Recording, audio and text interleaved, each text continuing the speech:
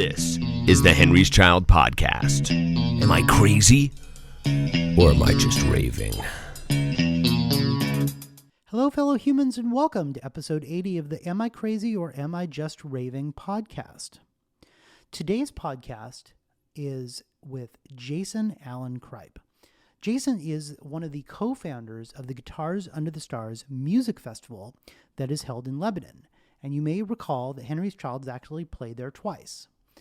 In this episode, Jason gets really super personal and tells us about how the festival has evolved from a very small core to what it is today, and how really he is an alchemist. He really turns personal tragedy into a very public triumph. And you'll hear that. You'll hear this consistent thread in his language about being observant and flexible. And really that's references to looking at the comments and looking at the feedback that he sees online and that he hears from other people at the festival, and then turning that into something that works for the festival itself. Really, at this point, Guitars Under the Stars is its own living and breathing entity that now offers all kinds of different stuff. You know, the high school comes out and supports it. There's music camps for teens and even music production, as well as the guitars, bass, and vocal camps that they had offered. Jason also talks about 3 new street fairs that he's going to run this summer. There is a sort of a rock one where Henry's Child is going to be headlining on the 17th of June. There is a country one the next month, and then the following month there's a blues one. So he'll give details in here, and yeah, it's a really great conversation with Jason Alan Cripe. Enjoy our talk. Jason, thanks for coming down and jumping on the podcast with us. Today I have Jason Alan Cripe with me today. He is. Thank you. He is the the genius behind Guts. Oh boy. And he runs Cafe Rock, which Henry's Child and 7 Second Circle just played. This is a really cool little club down in Lebanon. Over in Lebanon, I should say, depending on where you're coming from. But yeah, man, I just thought it'd be cool to have you on and talk about your story and hear how it all came about. It actually started because a friend of mine was doing a fundraiser. So I was not really actively involved in music. I mean, I've always been a fan. You know, I had the Hit Parader posters that I would yank out of the magazine and stuck on my wall, you know, all the Motley Crue and all that kind of stuff when I was a kid, you know, so obviously I was really into it, you know. Yeah. But it started with a friend doing a fundraiser for their family. They were trying to recreate a situation that was a good situation for their kid, but they didn't have the money to do it again. And I think, I don't know, everybody knows Zach Rowe. You know, so they were doing the Rockin' for Ashton event. Oh, cool! And I remember hearing about that and reaching out to Zach because they were talking about doing a raffle, and I had just been volunteering for a nonprofit, and we had started looking into starting a nonprofit of our own to help kids. And I remember, you know, you can get in a little bit of trouble doing a raffle if you're not. It's kind of illegal, right? And so I was like, you know, I don't know. Most people probably won't care, but Murphy's Law says, you know. So I reached out to him and started asking some questions, and turned out that Ashton had therapy sessions at Mighty Oaks Therapy Center in Albany, and I had a relationship with them. So they were more than willing to umbrella the fundraiser, and it worked out really well. They were trying to raise $3,500, ended up raising $5,200.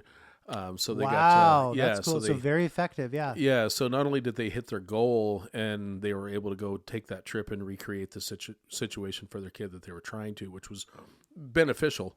But Mighty Oaks also got a check, which was helpful for them as well. Oh yeah, so, cool. At the event, I ran into Ed DeShred, which is Jeff Gilbert. I hadn't seen him since we were teenagers in Lebanon, and I remember back then when we were teenagers thinking, best guitar player I'd ever seen live, you know, like, oh my God, this guy, he was like 17, you know, at the time. So here we are, I run into him years later, and he had won the Dean International Search Competition in honor of Dimebag Darrell after Dime was murdered, you know. Right. Dean Guitars was looking for the next shredder, and so he was like, so you helped put together all this stuff for the Rockin' for Ashton thing? We got this other event and he was referring to the Scio Music Festival. So that was 2012. So we did Scio Music Fest. I came on board with those guys and helped them organize that, and used some of my same skills. I knew a lot of people in the area. My MO has always kind of been to operate kind of like Red from Shawshank Redemption. I don't have any actual money, but I can trade, and I know people who I'll do a favor for you. Now you owe me, and then someone will call me and they need something, and I'll call you and you take care of them. Now that person owes me a favor, so when the next person calls, I help them. And what do I get out of it? Well, I get to take care of the next person that calls. Right. And so it's kind of developed into a situation where, I know a guy, right? And it almost doesn't matter what your needs are. I know a guy, So you're the Winston Wolf of...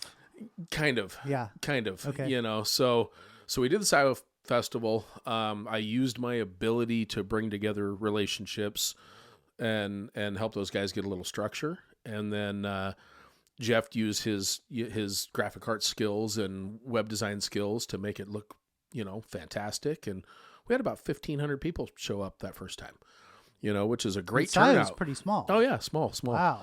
The city freaked out because they had no idea that many people were going to show up in that small of a town.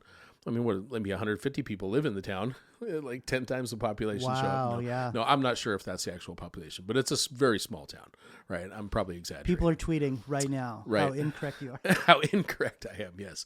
So, and then we did go to the city and say, hey, we want this to be something good for Scio, and so they allowed us to do it again. And after the second one, oddly enough, from my viewpoint, the benefactor that received the most was the local grocery store. They sold out of everything that weekend, and they complained the most. Like, we had to restock everything. High quality problem, people. Or something, it's like, yeah, you also get to go to Hawaii this year. Exactly.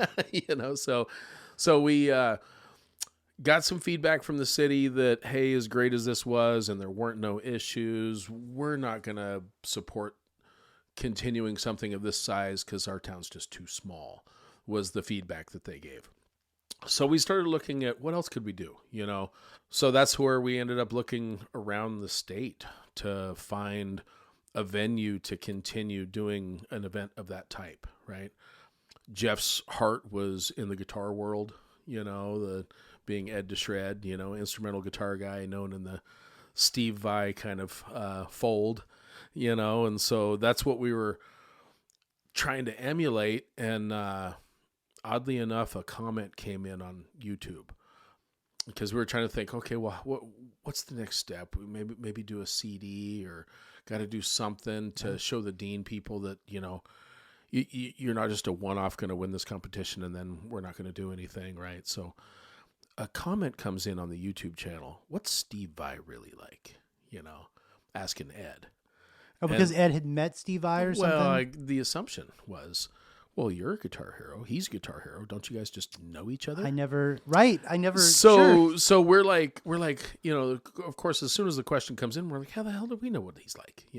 But then it hit us. Oh, okay. So the perception is it's like the Hall of Guitar Heroes, like it's the Super Friends, right? And you got Wonder Woman and Batman and all of them, Aquaman, all hanging out together, right? So in their mind, Eddie Van Halen's there and Steve Vai comes, in and out, who's making coffee or what, but it's not like that. But that led us to, well, okay, let's just go ahead and build a guitar festival. We'll get some known commodity guitar guys on there, put Ed on the bill. Once he gets on stage, no one's going to doubt it. The dude throws down. And so that was the idea, right? How do we... Yeah. So guilty by association, let's build a show and put you right in there, right? That first year we ended up... great idea, by the way. But that first year, I think we had about $5,000 raw cash and this great idea. And his web skills and guitar playing skills and my salesmanship. So we set out on, okay, well, what can we actually do? What's realistic? Well, we're probably going to only be able to pull off a one-day show. So we booked Floater, and we booked Ty Curtis, and we put Ed on the bill. And and we announced. That's about all we could do. Yeah. And then we booked Tony McAlpine because that was the one Guitar Hero guy we had access to. Right. Wow. He was one of the Varney shredders. Yeah. So Yeah. those are the Shrapnel. first guys that we announced, right?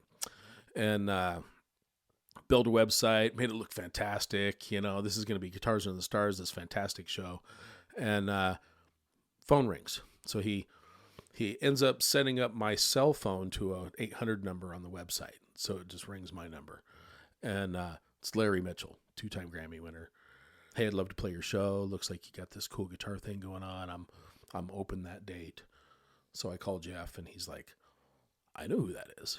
Like, that guy, back in the 80s, he was on Guitar Player magazine cover as much as Captain Crunch was on the cereal box. Like, Right. You know, Wow. like was a comment that was made. And I was like, oh, really?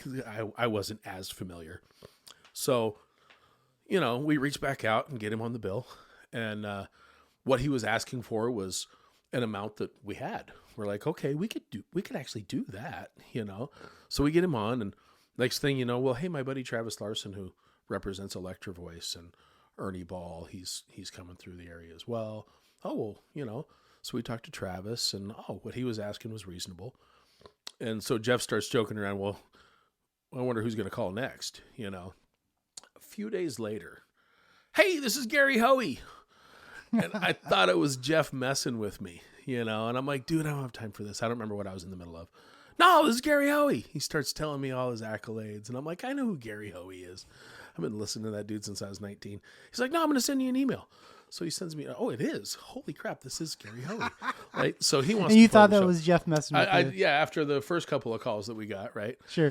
So we're like, well, God, I called Jeff. I'm like, well, maybe we should be 2 days now.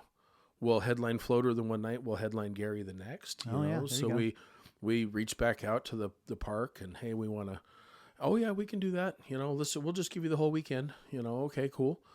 So now we're 2 days, and Gary Hoey on the bill. You know, hell, he was discovered by Ozzy Osbourne. Like, we're thinking, you know, we're all big. You know, like we had just landed Journey or something. In our minds, right? Yeah, You know? yeah. Oh, So, of course.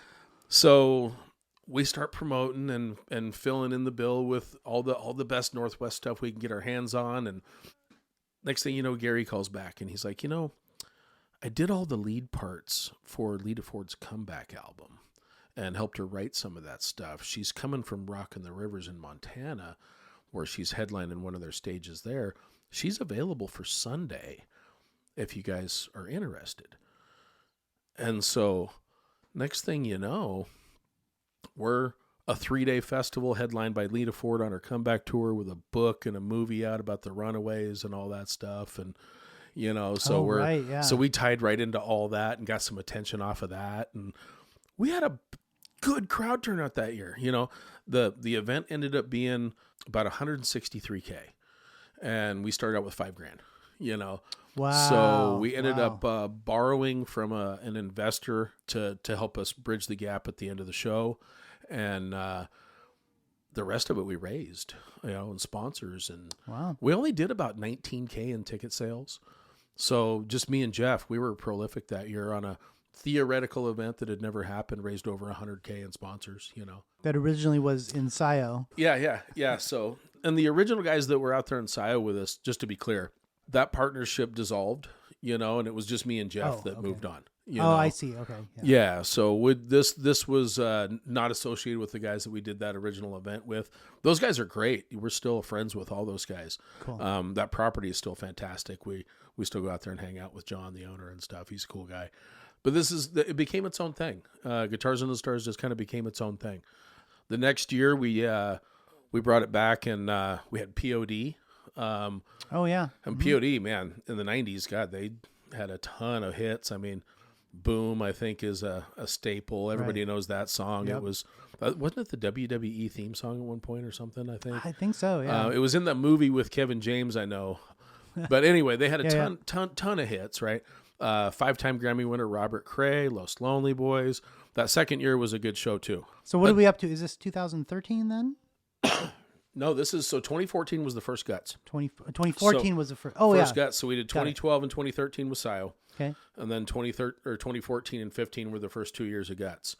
And right after the second show, we actually got contacted by the Bite and Brew of Salem, and they wanted us to book for them. Hey, you guys seem to know what you're doing, and me and Jeff looked over our shoulder. Who, us? Like, oh yeah, we'll come meet you, And so I'm sitting there at like 8:15 in the morning downtown Salem, 2 blocks from my meeting at 8:30.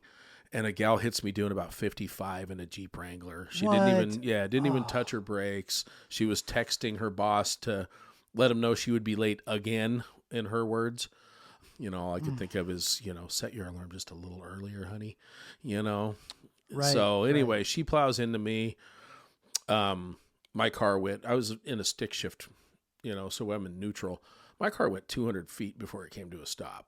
She hit me so hard. So ended up in the hospital, titanium and screws in my lower back, and I had to figure out how to walk again and stand up straight and all that stuff.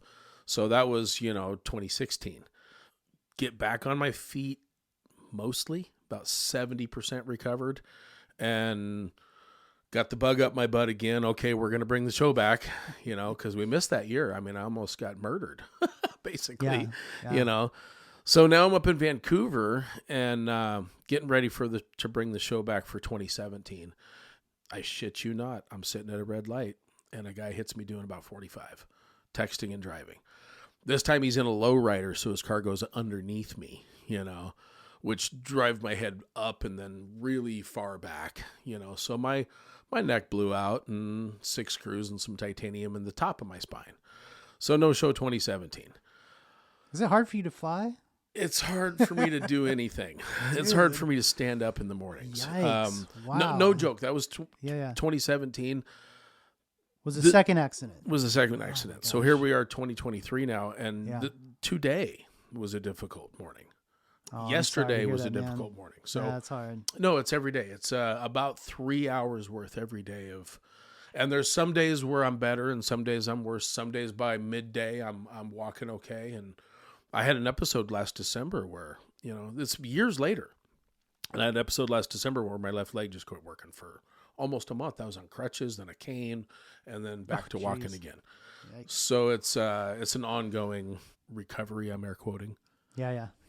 So it's kind of just the way you are after that. So anyway, doom and gloom aside, brought the show back 2018. Light the Torch, Unleash the Archers. That was a fantastic. Oh, yeah. That year was fantastic. Great show. Howard Jones from Killswitch and his new band Light the Torch out. And unfortunately, they had only dropped as a band literally like a couple weeks before the festival. So we had to do a little educating and people know this is Howard from Killswitch, and this is his new stuff. Yeah. But we had a great turnout for that as well. Then we brought the show back again the next year with Liliac. And what a success story they are. I love that family, by the way. Florin has done such a wonderful job with those kids. Him and his wife are... they rock the house, dude. Man, what a great family. I don't have enough wonderful things to say about them. When they first came across my desk, I saw a video. They were doing Iron Maiden, The Trooper. And I think, I want to say the youngest was like 9 or something, and they just destroyed it. I mean, just absolutely destroyed it, And so I hit him up and I get Florin on the phone and he said, well, yeah, we know about Guitars and the Stars. You guys had Lita Ford. It turns out they were from Lake Oswego originally. So they had actually heard... Wait, Liliac was from Lake Oswego originally? Yeah. And then they moved down to California. Okay. And they were doing shows down on the pier. So he said, well... we get, a couple grand to do shows on the pier. If you want to match that, we would love to come play your show because it would be a good opportunity for us. And I was like, perfect. It would be good for us too because we're trying to, we're trying to push the next generation of musicians, right? It started with the idea of uplifting Jeff, right, as a musician. And right, originally, yeah. Originally, and then that translated to me seeing and realizing what an impact the show could have for other up-and-comers, right? And the community and tourism and, just giving families something good to do, something that they could look forward to, right? There was all those benefits. So we bring Liliac out, and I think they had about 16,000 followers on Facebook at the time. Oh, okay. They're pushing up on 1 million now. It's Oh, wow. it's right around 900,000. Last time I looked, it was high 8s and pushing up on 9. So I wouldn't be surprised if we looked again and it's up over 9 again. Mm-hmm. So, okay. at this point. Yeah, so they got some traction. Even back then, that first year we had them out, 2019, Florin shot some video of their show that night. And the next morning he said, hey, I'm going to post this on YouTube. He's all, come back in an hour and I bet I got 10,000 views. I came back about 45 minutes later. He had about 13,000 views on that. Wow. Yeah. And like 45 minutes. Like, I mean, what band wouldn't want that? That's highly right? effective. Like, Absolutely. Yeah. No, What band wouldn't want that? Right. So those were good outcomes those years. It was still a growth period, through all those years, I was still investing in the show. I was able to use, fortunately and unfortunately, I had funds that came in from those accidents. That's what brought the show back. Yeah. I mean, we didn't have some big mystery investor and, Coors Light didn't come in and save the day with some $200K sponsorship or something, No, that was my, masseuse money. Right. So we bring the show back those 2 years and I thought it was, the right move. It definitely was. And then, of course, COVID hit. So that puts us 2 years on, 2 years off, 2 years on, 2 years off. And then we bring it back last year. And, man, the state didn't open up until April. So we had 90 days. That's right. Like the official. Right, okay, you're allowed. Now, other events, and I'm not going to name any of them in Oregon, went ahead and went the summer before even. Oh, sure. And I was like, and people were getting on me like, well, they're doing it. I'm like, yeah, well, they aren't me that have every penny of my life invested. And if I get sued, I'm destroyed. So yeah, no, I can't just go bucking the law and the closures and the. Nothing wrong with playing it safe. No. I wasn't a multi-million-dollar entity that could just flex. Yeah. Thank you. Thank you. So we missed 2 years and then we brought it back with 90 days notice. Now behind the scenes, about 6 months out, I saw that the state was going to open and I was pretty confident it was going to. So I started spending money. And I started, working with a guy that it turned out not to be the greatest relationship. He did a little over-promising and put together a ridiculous lineup for me. But if I was working for a show and didn't tell him how much I was agreeing to with people, I could have put that lineup together too. So the weekend of we ran into a little bit of. So here's your pay. No, that's not what it's supposed to be. It's supposed to be this. And it was, in some cases, a much higher amount. Geez. So that got us in a little bit of an issue. And then we had a sponsor that dropped the ball significantly this last year. And that's actually the second time we've encountered that.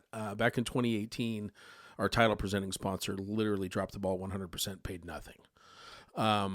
So this is like the second time we've had this issue with, kind of, but the thing is we're not Fire Festival. We're not, like and I'm going to throw them under the bus, the Willamette Country Music Festival that happened out in Brownsville. They skipped town 3 years ago and $300K and have never looked back. They haven't paid anybody nothing. Right? So here I am. This is the 10th anniversary of my event. And yeah, we had debt at the end of last year's show. A lot of shows have growing pains like that where, but the good news is we've paid down about 80% of it and we'll have the rest taken care of here in the next couple of weeks. And cool. I'm pretty damn proud of that. It's a lot of work. It's a lot of stress. You catch a lot of heat. And when you're in a situation, and here's the thing, people are reasonable. They understand. You're coming off COVID, you did it in 90 days and you had a couple of circumstances. So most people were like, hey, you've always been solid. So they've been willing to work with us. A couple of noisemakers, there's always going to be someone who's last to get paid when a situation like that happens, right? So I don't fault those folks that made a little bit of noise there towards the end, but that's okay. The good news is like I pointed out, We're not Fire Festival. That show didn't even happen. We happened. This is Right. this is going to be our 10th anniversary. So No, it's, big difference. that's amazing, dude. That's amazing. I'm shocked. I'm shocked. I'm Yeah, shocked. that's awesome. This is our 10th anniversary. I mean, the 2 on 2 off stuff, this isn't our 10th show, but this is the 10th anniversary since we got going. And to last that long through the adversity that we've had, I don't know how I did it in the first place, let alone how anyone else would have. Right. A lot of nights staying up till 3, 4 in the morning, and then the next day pulling another 12. At some point you start really believing in the mission, Sure. And I think that really took a turn 2019 when we started looking into adding music education to it, because we started having additional comments. I pay attention to everything, right? Just like the "What's Steve I really like" comment, which led to the epiphany of, oh, it's perception. Okay, well, let's play into it, right? Mm-hmm. The comments that started coming in were, "You've inspired my kid to play guitar," or "I'm 65 years old and you inspired me to play guitar," or, "I'm in a band and we played your show and that got us X." So I started seeing the ripple effect of what could be. And then I started, you started doing things like you go and attend the NAMM convention. At first to gain sponsorships. And, hey, these are the people that are most likely to support a guitar festival, right? And then you start hearing once you're behind the curtain a little bit, you start hearing the industry folks talking. And, well, sales are down with young folks, and people are doing digital, and there's this, that, and the other. Oh, yeah. It's across the board with the manufacturers. And, of course, my thought process kept coming back to, well, what are you doing to actively engage? You got things like the Fender Play program, online stuff. That's a great start. That's a perfect step because everything's moving to online. How else are you engaging? How are you inspiring? Not just engaging, but inspiring, mm-hmm. right? And then Larry Mitchell got in my ear, and he said, I do the Vi.0 camp.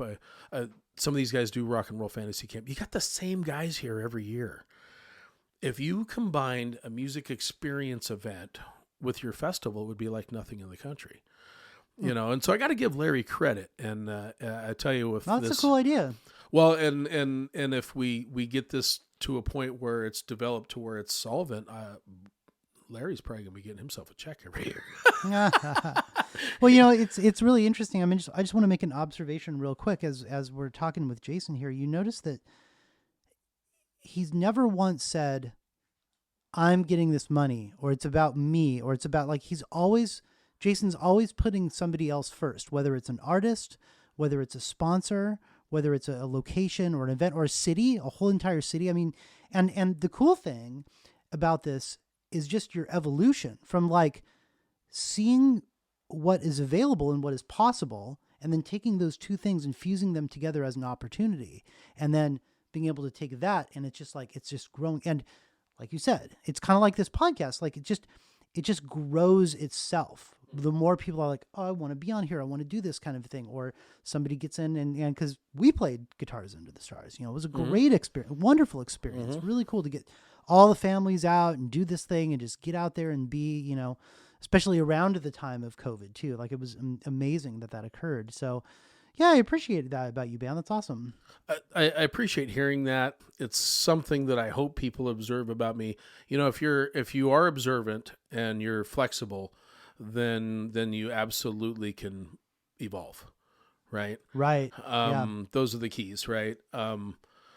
Man, to say that I haven't evolved is such an understatement, because, and I still continue to this day, I'm again very passionate and very defensive of the work, and I've got personal reasons too, I mean, every once in a while I mention myself, I've invested quite a large sum of money and quite a bit of man hours into something that I have never received a paycheck for. I've managed to continue to find ways to do side stuff. I do a lot of eBay on the side so that I can, buy dog food for my dog. That doesn't surprise me. You seem very resourceful. Well, that's kind of the thing. Well, here's the thing. none of the money for the show belongs to me. It never has. Until the show is completely paid for and there's a profit left over, then that's mine. But until everything is solvent and we're able to do this year after year and we're sustainable, none of that belongs to me. The intellectual property belongs to me.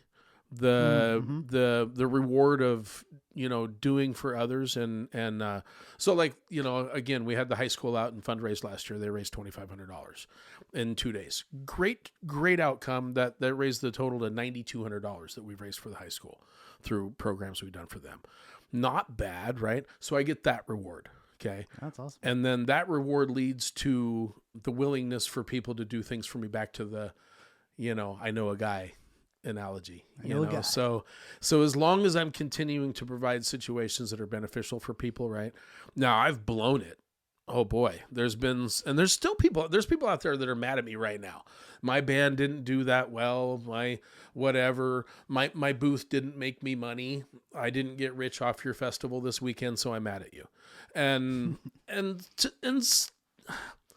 I hate to boil it down and generalize that much, because that's deflection, right? I'm culpable in some of that, right? There's been times where the want to provide something so amazing that you're just beyond inspired. Well, if you fall short, or if there's low attendance, or, there's details that are missed. Well, yeah, that is on me. Absolutely. Why not? I'll take that. And hopefully those folks circle back and stick with me, because if you do, you're going to get a little more and a little more and a little more, So one of the things that's developed right now through that mentality of what can I do first? What can I receive second? Right? Yeah. So if I do, then obviously I'm going to receive something at some point, right? And if I have enough people that I've done for, it's the idea of leaders eat last, right? So right. The analogy that in the military, the guy in charge makes sure that everybody else has got a plate first. But you can guarantee those guys, they're paying attention, and they're going to make sure that he gets a plate too, right? Yeah. So, but you have to be that way as a leader, right? Everybody else eats first, and then if you've done well, enough of those folks are going to make sure that you're provided for as well. There's some that are going to think, well, I didn't get enough potatoes or whatever. And you can't, there's nothing you can do about that. You make more potatoes next time, or whatever, so one of the things that's developing right now is, it took a while to get the high school involved. For example, the first time they came out was 2019. The first show was 2014. So that's a few years of, hey, come out and fundraise, and this will be good for you guys. Yeah. And them saying, oh, you're a rock and roll show. Like, we went to the country event and people were losing teeth, and we had to take the kids home because, and that was, I'm paraphrasing. Sure. But I heard some stories like that, right? So if it's that bad at the wholesome country show, you rockers, you must be, tattooing children's foreheads and shoving heroin in their arms or something. I don't know what the thought was, right? Sure, yeah. So it took years to get them to come out. And then finally in 2019, when they came out and fundraised, it was the dance team that led the charge. And their parents got their OLCC licenses and poured beer and took all the tips. No group had more fun than those parents. I'm telling you right now, and when the show was over, they were like, this is nothing like what we expected. Nothing. This was like a real concert. I'm like, really? Because that's what we were going for. A real concert, and so it was really cool to break through that. And, between the dance team, the swim club, the robotics team, and the music department, the robotics is an outside of school program, but they still came out and fundraised. It was like $6,700, $6,700. That was awesome. That's a weekend. That's a great weekend, for those programs. Meanwhile, I lost about $15,000 on the festival. But again, I should rephrase that. I invested. Oh, there you go. Yeah, of course. Okay. Yeah, I invested about $15,000 in the future of the festival. That's a better way to put it. So this last year, obviously coming off of COVID, 90-day head start from when the light switch was turned back on in Oregon, only the music department came out. It was hard to get. Oh, from the high school came out to Guts this Yeah, year. there just Okay. wasn't enough time. There just wasn't enough time.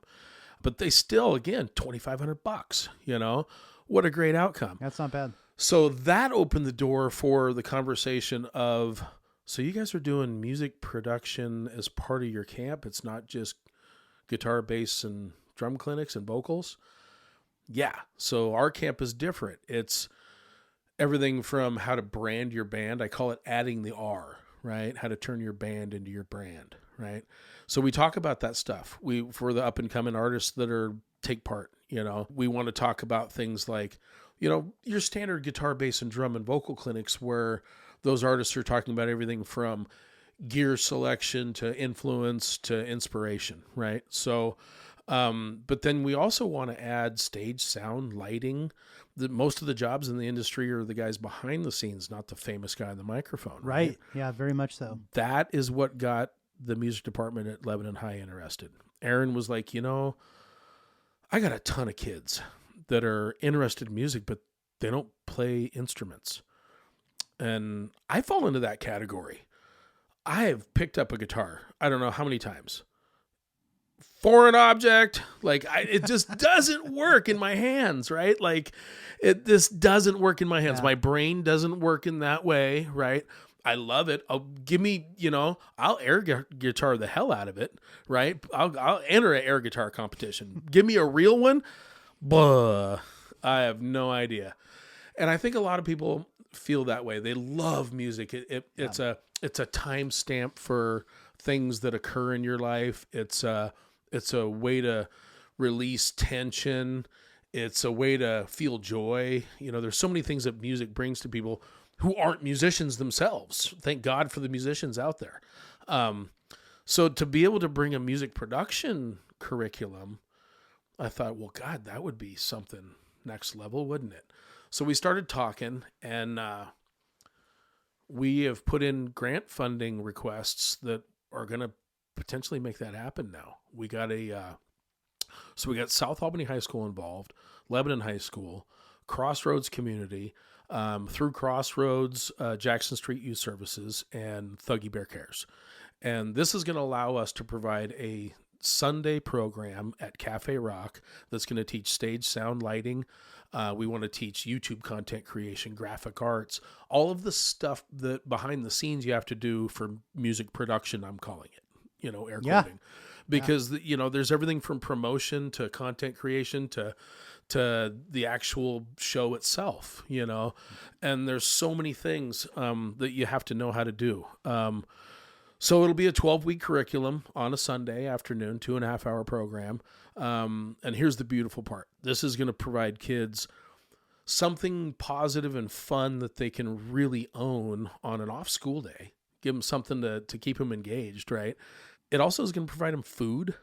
You know, they're going to get a meal at the cafe, order off of a menu, head home with a sack lunch. Oh, that's cool. Sure, it gives them additional nutritional support, some autonomy, yeah. and an off school day as well, right? And then the fun kicks in, right? We're gonna bring bands in and do mock shows. The kids get to set it up. The band rocks out. The kids get to, you know, experience that whole thing, you know. I mean, and then the summertime, all those kids that are enrolled in that throughout the year, they get to come out and be part of the camp and the bigger picture stuff. So we'll also use and this segues into the street events that I was telling you about. Yeah. So we've got 3 street fairs in front of Cafe Rock that we're going to do. June 17th, July 9th, and August 25th. The first one is Northwest Best Street Fest. And yes, I came up with that myself. I'm clever sometimes. That's the best. It is. The second one's going to be Northwest Concrete Country Fest because it's on the concrete. I'm very clever once again. And then the last one is Street Blues and Brews. You can probably tell that's going to be a blues event. But they're all going to be, the first one's all the best rock stuff we can get in the Northwest. So that'll be June 17th, Saturday. We'll start out with some beer tasting and some samplings and you know, get the day started that way. Food, craft vendors, and then we'll get the music going about 4:00. And the idea is to run up until about 11 so we can, you know, the bands can play under the lights and have the video screens and all of that stuff. And that allows us to use those street events as an additional learning tool for those students that are enrolled, right? Now, these first couple might not, because we got to get the curriculum going, but these are going to be annual events every year, those street events. That'll give us 3 events downtown that'll bring additional tourism, attention to the downtown businesses, another way for us to engage the kids that are involved in the production program, something for the public. I mean, street fairs are fun. I mean, the last... That's a great idea, man. That's awesome. The brews, what was it? The Brew Fest they did for the Boys and Girls Club a few years ago. They did it a few years in a row. Those were packed. People love those types of events, and it's good for the downtown. So our goal is to hit on a bunch of different levels, back to the show itself and the things that I started observing. I view all of these things as circular. Okay. So with my goals, it starts with the next generation, right? How do you engage? How do you inspire? Right? We talked about that. Yeah. So that's the first cog in the wheel. The next cog in the wheel are okay, now you're in a band. What do I do now? I don't know. Let's talk about it. Are you ready? Do you have your graphics in line? What's your social looking like? Yeah. What's your prep? What gear are you using? All those things are on the table for discussion. We want to help. We know people. And so you help those guys figure out direction. Okay. And you identify the ones that seem like they're trending towards, hey, we got 6 out of the 10 pieces right, or whatever. What do I do with these other 4? Sure. You know what I mean? Yeah. Like we're kind of fledgling doing it. What do we do now? Okay, you go right over here. Come right over here. And you help them out. The next cog in the wheel is your touring musicians, guys that are just gigging. Larry Mitchell, Travis Larson. I'll throw guys like Gary Hoey in there, and they're just all over the place. They're doing shows all the time. In my mind, if I'm going to be doing a camp for kids that's going to be engaging and talking about, regular clinic stuff, you got a guy like Larry Mitchell out who can talk about, production. He's got 26 awards as a producer, so he can talk about other things, right? So you get all those things tied into this cog in the wheel, and that middle part though, those touring guys, why not have them be spokesmen? Why not pay for them to go do clinics and stuff at locations around the country? You're helping those guys by providing them an extra paycheck. It's advertising for you. If I'm going to advertise on social, why not just spend the same $2,000 with Larry Mitchell to go do a Guitar Center clinic for me and talk about our goals and further push the education stuff, talk about whatever is near and dear to his heart, right? I want to start looking into doing that kind of stuff. Where are you guys out on tour? Okay, it looks like there's a Guitar Center, or there's a music shop here. I'm going to get a hold of them and I'm going to pay you a fee to go be a spokesman for me, right? Plus, you're giving those guys a show that they can count on every year, that they can anchor on. And if, God forbid, we end up multiple stops, you know, right? Yeah. So the next cog in the wheel after the touring guys is okay, we're ready. We started out as a band. We figured out all the fledgling stuff. We were hitting on 6 out of the 10 parts. Now we're hitting on 10 out of the 10. We're ready. Okay, so you give them a spot. And that's like your Liliac, right? They were ready to go. They just needed to be seen, Now, I'm not taking credit for any of them and their success. I'm just saying I recognized it and was the first one to headline them and put them in a prime spot, right? So that's my eye for seeing what's about to be ready, right? Mm-hmm. Stuff, and you find those and you put them there, right? And then the next cog in the wheel is the known commodity. Your Lita Ford, your POD, your whoever you're going to put at the top to shine a light on the project, the wheel, right? Mm-hmm. I view local as the same, right? So your community, when you're bringing in those street shows, okay, what other areas are we hitting on? Are we including the downtown association businesses? Are we bringing in food trucks? What other local businesses can we support? What is our message? Are we going to be all ages? I think we always should be all ages on all of our shows. And that can be problematic, I think a 21 and over festival would have probably blown up faster. I probably would have made money quicker. Oh, yeah. I also wouldn't have a 0 incident track record with never a single police call. We've been a family-friendly show. We've advertised family-friendly, and the vibe is family-friendly, and we keep an eye on that, right? Yeah. You can't inspire who isn't there, right? Yeah, true. So you True. got to have the young folks there, right? So going back to, viewing it as a circle, now the festival that has its own circle that I just described, well, the festival itself is just a circle in my local community activity. It's right. just a piece of that circle. So you got the festival, you got the cafe, you got the bands that we work with on the weekends. You'll have the music education stuff. And you see where I'm going with this, how it all just kind of ties back into and benefits each other. So that's kind of, and like I said, observation and flexibility has made that organic growth just happen. Yeah, that's cool. So I've got a succulent at home on my windowsill that I got at a seminar a few years ago. And it came in a little 2x2 potter, right? Yeah. And it was about the size of my thumb. That thing's hanging off the windowsill. Right? It's ready for a new pot. It's huge. I didn't have anything to do with that except add water. It organically became what it is, right? That's kind of what this is, right? And it's getting to the point where I looked at that succulent the other day and I had to ask myself, as the show is starting to grow now and it's starting to branch out into things like music education, we're not just a concert anymore. We do hit on those areas. Yeah, we're bringing in tourism. We're gonna continue to do that stuff. But as it branches out and it grows, well, what needs to happen to that? It needs to get into a bigger potter, right? So then I asked myself, well, what am I? Which am I in this equation? Am I the succulent or am I the 2x2-inch potter? I'm probably the potter, right? Yeah. Okay. The project in the show is the succulent, right? Yeah. So I need to find a way to get that into its new home, its new container. Part of that process is adding to my team, right? So we've added some folks to the team that have been helping out. Chad, the owner of the cafe, has been instrumental. I obviously had to shred still part of the project. Yeah. We've got some of their folks locally that have been stepping up to the plate, and we'll keep adding to that, right? That's the bigger potter. And I worried at first that, as you put the succulent into a new potter, well, what happens to the old 2x-inch potter, the little guy, Well, it doesn't need to get thrown away, right? Those things are biodegradable. Right. They're made to be put into new soil, into a bigger potter, and become part of the new pot, right? So I had to come to that realization too, that I can let go and bring people into the team that can help, right? And that's been a process.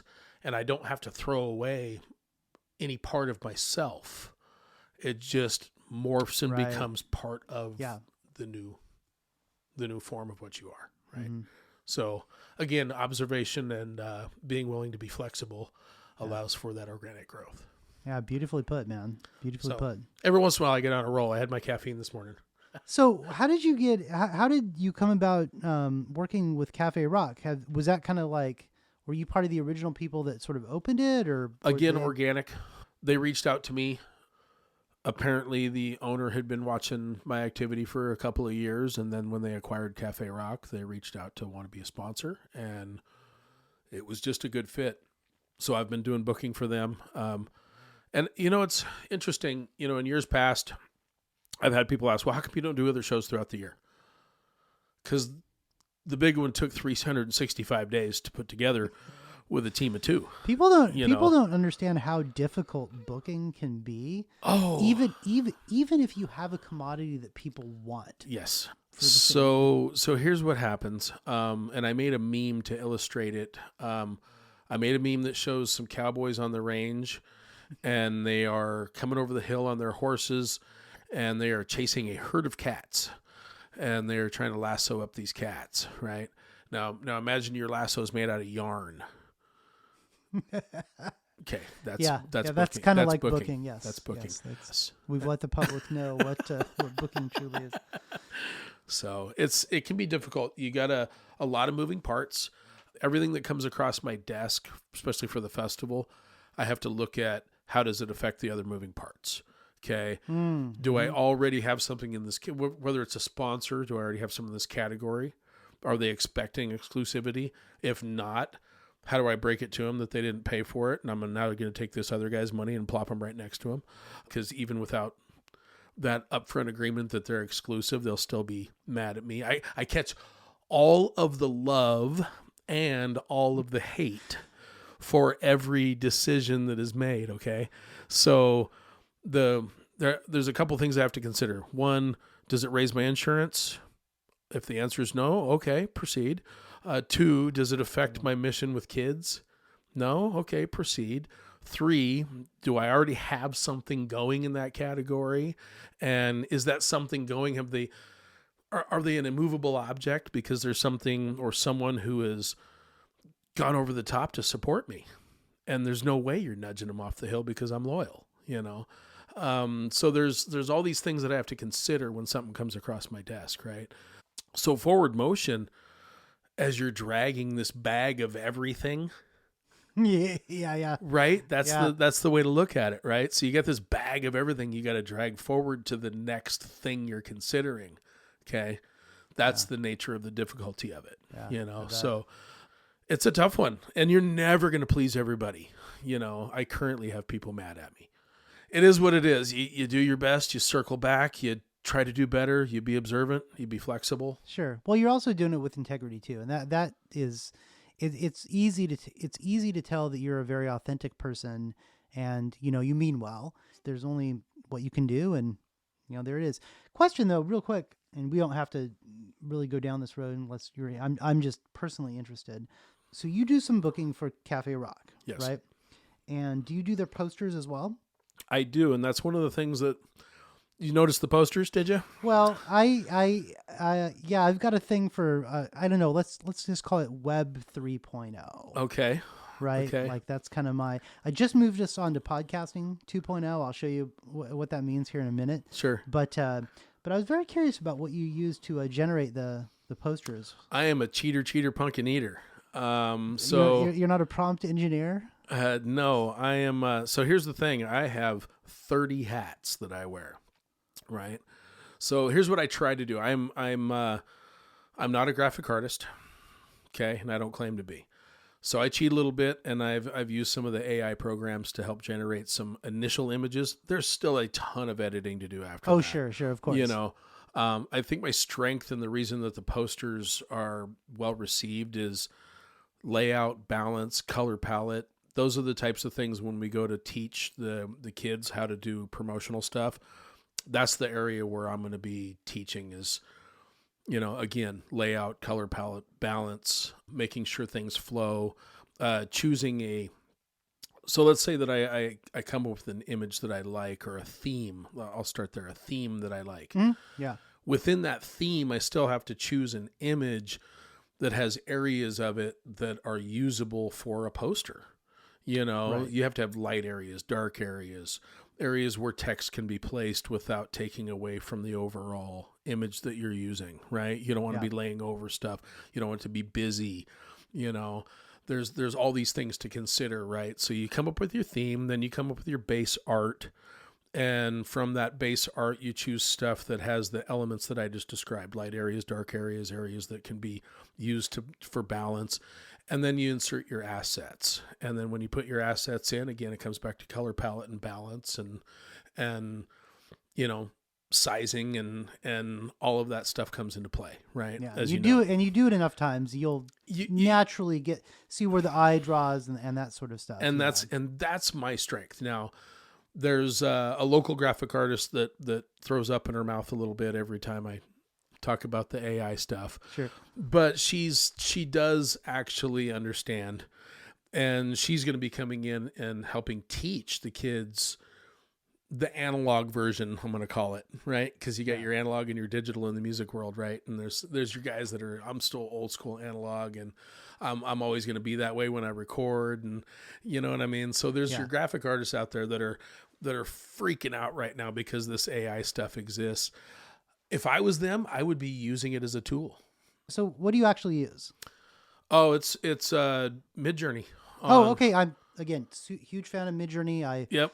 One of the few subscriptions I pay for. Yep. But to that, Jason, I would say this: there's also so much more expected of us as musicians, and to make this round package. You're absolutely right. Like, using it as a tool is just one little element, just like crypto is, just like podcasting 2.0 is. It's Yep. just, we're at the precipice right now where things are, and again, it's not justification just for using that. I mean, I just like it because I can generate quickly the exact same image that I need for YouTube, which is completely the different 16:9 and 9:16 ratio than a poster is. Sure. So I was just, when I saw those, I was kind of like, okay, somebody knows what they're doing. They know what to prompt to get what it is. Now, if you're like me, that could take you 88 times Yes. to actually get it.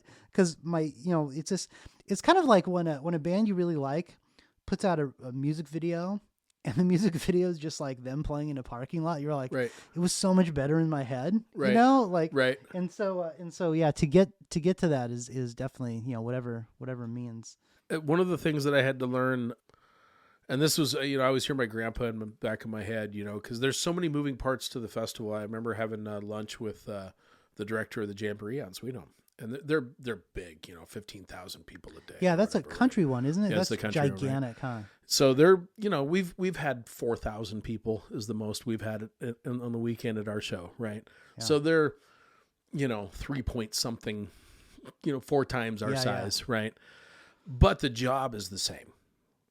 The lead up is the same. Mm-hmm. Everything I have to do is the same, right? We just don't have $500,000 headliner. Our budget is just less, right? Right, sure. But talking with Robert, he was like, well, who does your booking? Me. Who does your social? Me. At the time, I was even doing graphics at that particular meeting. There was one year where Jeff wasn't working with me. And I literally did the festival 100% with volunteer work the weekend of, and the entire lead up was me, And so Robert was like, God, I have like 30 people doing what you do. How do you do that? And I said, well, why do you need 30 people? Like, I need. Didn't you see the hats in my car? Yeah, didn't see all the hats. No, I need like 4 of me, and I could. Right. But here's the thing, though. You get to that scale, you start getting to where, Right, yeah. if we're doing 15,000 people and we're doing $500,000 headliners, which I really don't ever want to get to that point, to be honest with you. I would love to fill the park. I think that, hitting the 17,500 capacity is perfect. Yeah, that would be great. So at the camping area, it's, what did you say, 17.5?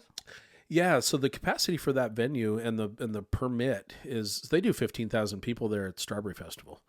So the park will hold it. The park will hold it. And the county permit is 17,500. We just have never pulled that many people. I would love to do that, but what I don't want to do is I don't want to start having people expect that our festival is going to be nothing but known headliners, nothing but known names. And it's going to be like, all these other festivals you see where any band on the bill could be a headliner at anything, anywhere, and they all are super expensive, and you've heard of every single bit of it. That's not at all what we're trying to create with Guitars Under the Stars. Think American Idol. No, you haven't heard of them. But darn well when you tune in that they've produced, Carrie Underwood and all these. Oh, yeah. Right? No, So think of the names, yeah. right? Sure. So nobody'd heard of her before that, So our goal with our festival is to complete the circle, like we said. If I start just shoving known names on the bill, what does that push off? That pushes off the Lily Acts that are the next up. Yeah. That pushes off the touring musicians that are looking for, steady paychecks and deserve it because they're phenomenal. That pushes off the next up and comers that we're trying to show the business to, and that pushes out the kids. Right. Right. So, and the other thing that it does is it pushes sustainability further down the road every year. So if every year you fall to what's known as fan expectation. So last year you had this headliner, this year it's going to be even bigger, and next year it's going to be Elvis lead singing for the Beatles somehow, right? What happens is so you had more people come out, but then you ramped up your cost on this big headliner to appease them. And then you had more people come out, but you ramped up your cost. So you don't push any closer to sustainability as an event. Unless you're Danny Wimmer and you're starting out with millions of dollars and you're going to own every festival across the country, you're always going to be chasing sustainability. We want to get to a point of sustainability by people understanding who and what we are. Okay. Yep. We're going to give you known commodities at the top of that bill. We're going to reward you for coming out and supporting our mission to support those up and coming artists, to inspire those kids, to provide a place for those touring musicians to have a home and to throw down and do what they do. Because we're talking about professionals, right? Yeah. Like legitimate professionals that'll make you the hair on the back of your arm stand up. And every year, what I hear from people, I've heard this every year. I never heard of them. And it's almost like they're mad at me. Like, how dare you expose me to how new dare you to music? expose me to something new? And then after the show's over, are they coming back? Now, hold on, time out. I thought you never heard of them.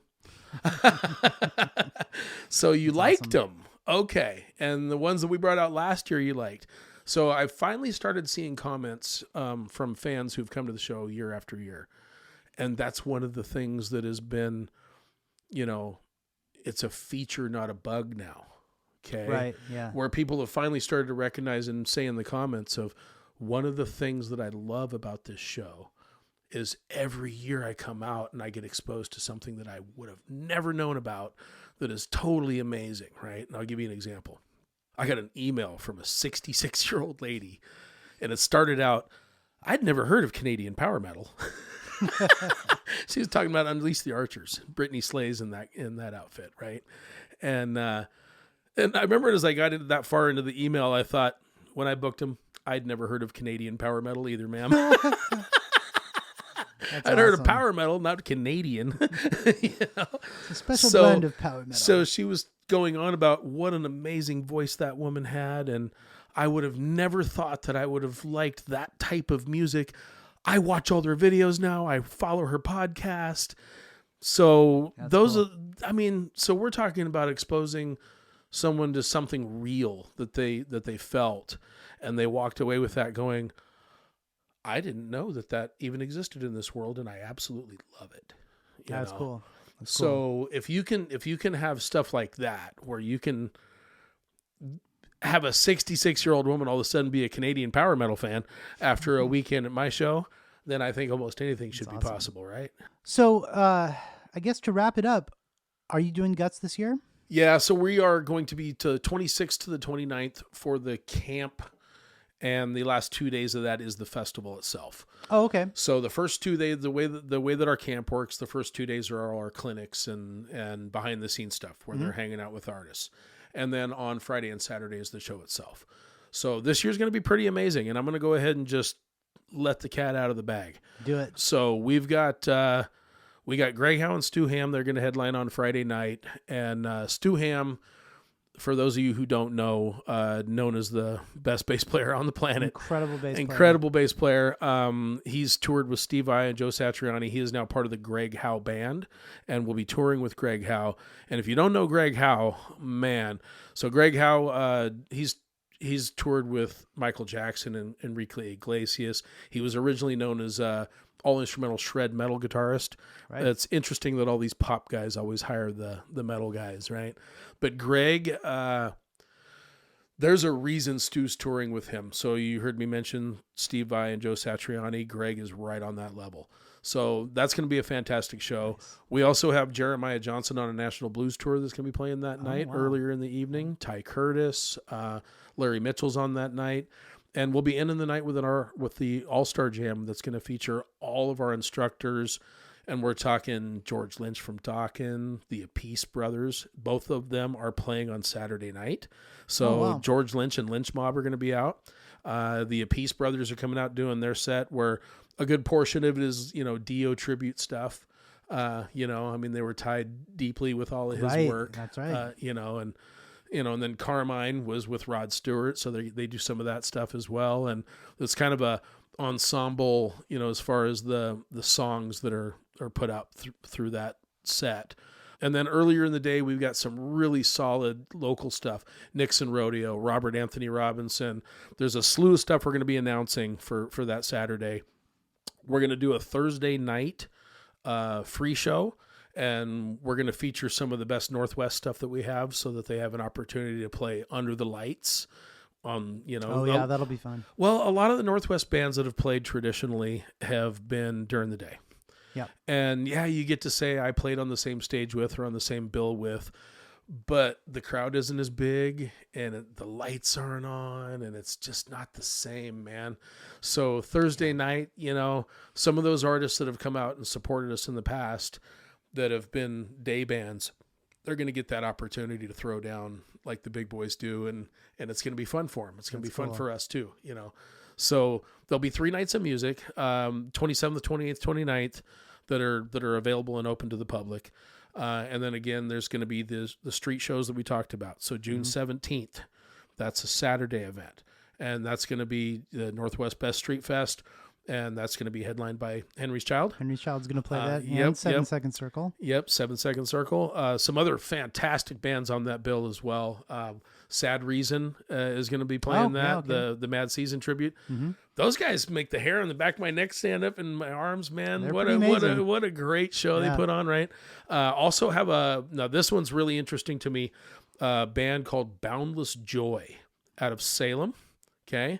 And that is the original drummer from White Zombie. That's his band. And so he lives here in Salem, and he started this new group, and they're tight. What a tight outfit. Nice. The music is hard rock, clean vocals, just very, very well done. So those guys are going to be on, I believe, right before Henry's. Cool. Yeah, direct support. So that's going to be great. 7 Second Circle on that day, Minor Anomaly on that day, Sweater for an Astronaut on that day. So that's going to be a Northwest show. That's awesome. going to be a packed, Northwest show. And then on July 9th, that's going to be a Sunday event. We've got some country outfits coming through. Haystack coming through on a national tour, and he does kind of that country rap stuff. It's really well done. He's got got one video on YouTube's got over 9 million views. Wow. So pretty cool. And then he's got a young fella named Chris Taylor coming through with him. This kid's got a voice. Man, this kid can sing. His songs are very well written. So we'll be announcing this coming week all those street events. You'll see all of the lineups and everything. August 25th will be Jeremiah Johnson, Ty Curtis, Metz Ryan Collins out of Portland. And if you guys don't know Metz Ryan Collins, that band is fantastic. So it's the fellas that own 5 Star Guitar in Portland. Oh, okay. Joff Metz and crew. And those guys are amazing. Joff is a good friend of mine, and he's someone I admire a lot. Joff is I've followed him for years now. He's spoken in front of Congress talking about music education and the importance of it and pushing for that. So that's something that obviously is near and dear to my heart. I see him every year at the NAMM convention. He's walking the walk and talking the talk. So I love Joff Metz, and his band, Metz Ryan Collins, is good. They got a song on YouTube, look it up, called Oregon. And that song is featured at Blazer Games up in Portland. Oh, cool. Well, we'll put the link in this description for sure. So definitely worth checking that out. Nice. But yeah, we got some good stuff coming up, and I appreciate you having us come on to talk about it. I look forward to Henry's Child throwing down at the Northwest Best Street Fest. Yeah. We'll have the lights on and the video screens rolling and the big PA going and a packed crowd. It's going to be fantastic. It's awesome. Yeah, thanks for coming out, Jason. Appreciate it. Thank you. And throw down we shall. That's right, June 17th in Lebanon. We'll be right in front of Cafe Rock, like he said, on the big stage with the video monitors and all kinds of good stuff. Doing the one thing that we love to do, which is play music for you and see your beautiful face. So please show up to that show. It'll be a great way to kick off summer and have a little bit of fellowship together, my friend. Listen, if you're not already subscribed to the Henry's Child newsletter list, go to our website, henryschild.com, leave your first name and email address, and you will be part of this Henry's Child tribe. And as you heard on the podcast, it's double duty for both Henry's Child and 7 Second Circle. Take care of yourself and those you love. We will see you June 17th in Lebanon. It came out my mouth.